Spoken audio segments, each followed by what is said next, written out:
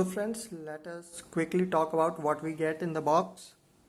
तो जैसे कि आप देख सकते हैं guys, first of all we get these plugs with bolts here, and this is the back cover with bolts.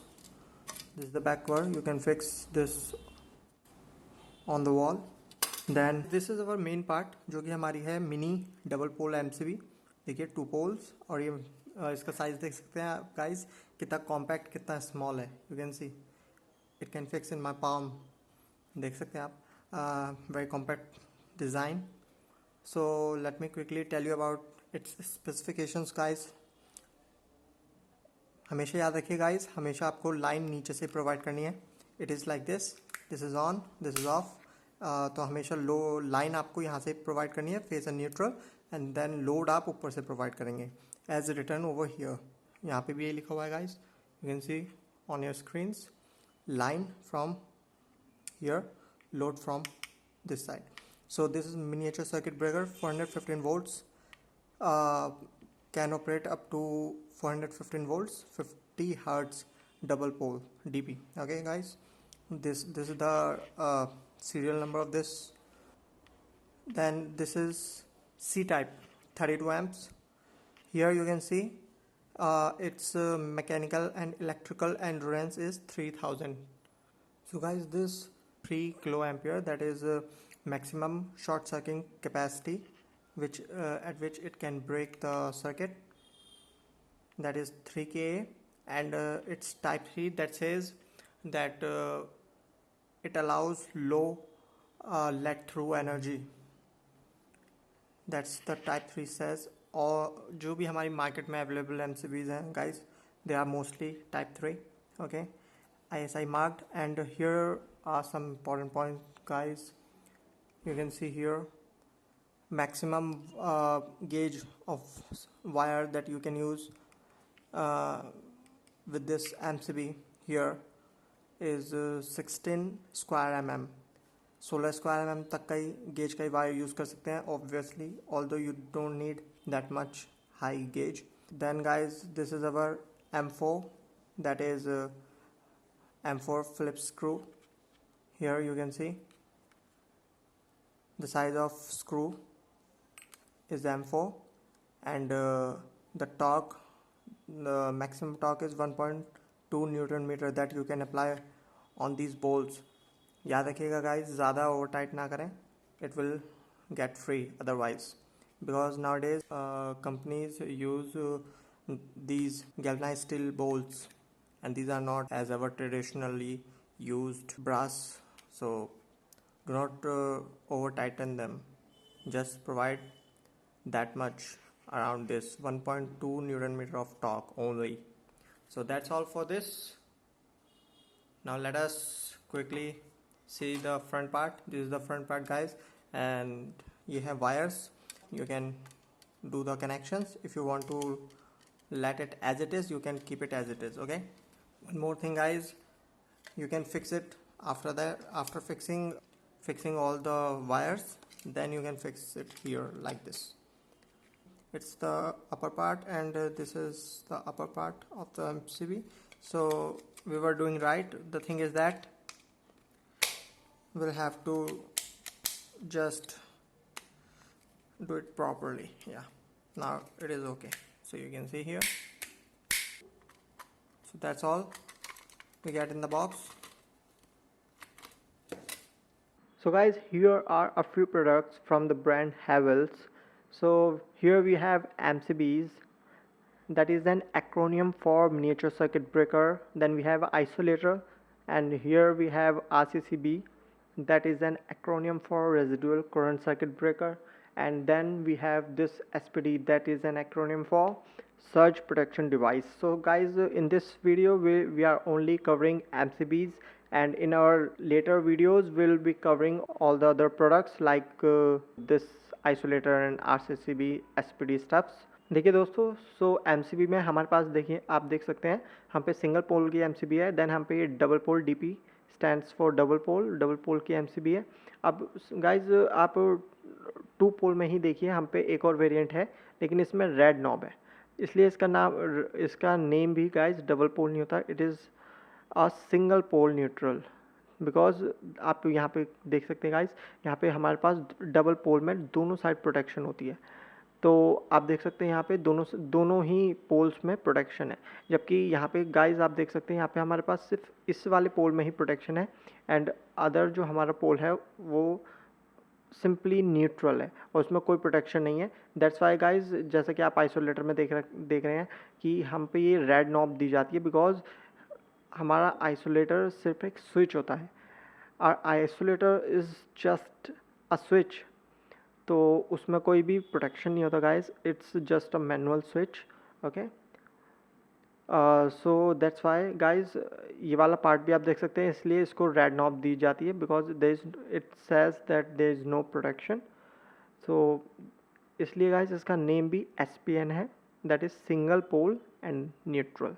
You can see here you can see in execution part we have single pole, as I told you, one pole, single pole, here it is, and single pole and neutral, as I told you, SPN, one pole plus neutral, this is this one. So अगर आपको SPN ये सस्ती भी मिलेगी guys, in comparison to this double pole you will get this somewhat cheaper. Okay, so let us move on to the next slide. Here you can see that we have few features about these MCBs. So there is an important feature guys, तो जैसा कि आप यहाँ देख रहे हैं, low power consumption, yes, जो इसमें सोलेनॉइड होती है गाइस उसमें भी थोड़ा पावर कंजप्शन होता है, so that's why you should consider the branded MCBs।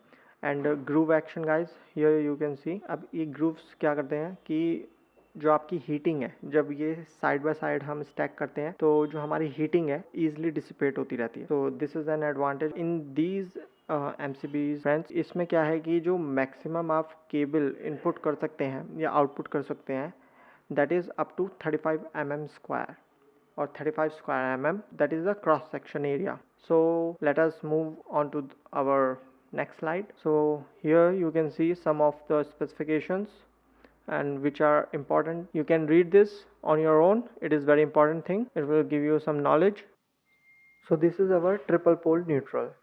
You can see here 3 poles and 1 neutral. So it looks like this from another brand. Then we have this is our isolator. This is 4 pole isolator. As I have told you, isolator is just a simple switch, manually operated switch. It is not a protection. तो आपको कोई protection नहीं मिलेगी, ये जल जाएगी but ये trip नहीं करेगी। सो इन दैट केस ये सिंपली मैनुअली स्विच है, हाई कैपेसिटी स्विच, क्योंकि हमारे पास मार्केट में कितने एम्पियर्स के स्विच अवेलेबल होते हैं गाइस, सिर्फ अप टू 16 और 25 एम्प्स मैक्सिमम। तो उसके बाद अगर हमें स्विच की नीड होती है, we use this. So let us quickly jump onto the next slide. Here you can see our actual product that we are reviewing. So it's a very nice product guys, you can definitely consider buying it. And जैसे कि आप देख सकते हैं, हमने आपको दिखाया कि हमने हमेशा सप्लाई आपको नीचे से देनी है और लोड हमेशा ऊपर से देना है। तो हमने दिखाया आपको कि हमने यहाँ पे C टाइप यूज़ किया because it was available in this C type. Otherwise B में अगर ये अवेलेबल होती है तो आप वो भी यूज़ कर सकते हैं, C में भी कोई प्रॉब्लम नहीं है, क्योंकि यहाँ हम इसको नॉर्मली मतलब सेफ्टी के लिए नहीं लगा रहे हैं, हमने इसे यूज़ किया है जस्ट एज अ स्विच। हम आइसोलेटर भी यूज़ कर सकते थे बट